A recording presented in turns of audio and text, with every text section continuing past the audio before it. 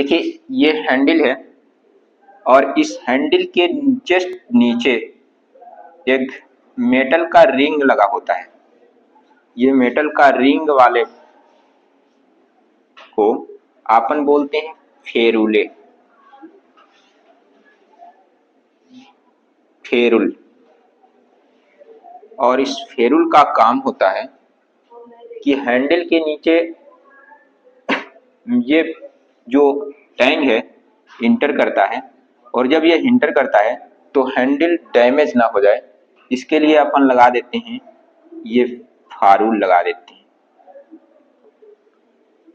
और ये है आपका टैंक जो इसके अंदर क्या करता है, प्रवेश कर जाता है और फिर ये हैंडल को मजबूती से पकड़ा रखता है। और ये है शोल्डर। और ये फाइल, फाइल का यदि आप क्लासिफिकेशन पढ़ते हैं तो एक क्लासिफिकेशन पाते हैं लेंथ के अनुसार। अब फाइल का लेंथ अपन कहाँ से लेते हैं, इस शोल्डर से ले करके और यहाँ से ले करके और ये पॉइंट तक के लंबाई को अपन फाइल का लेंथ बोलते हैं।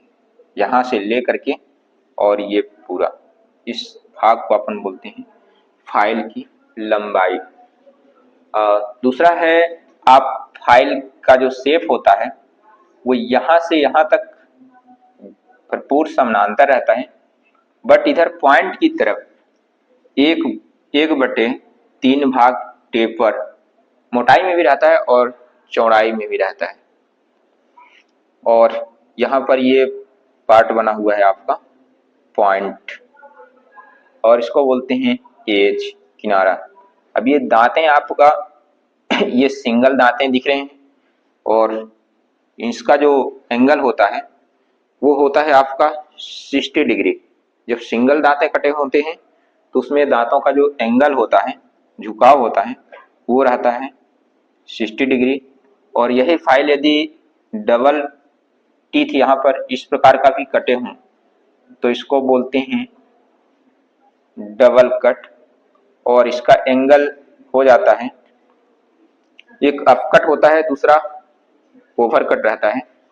तो एक का एंगल रहता है आपका 51 डिग्री और दूसरे का रहता है 70 डिग्री।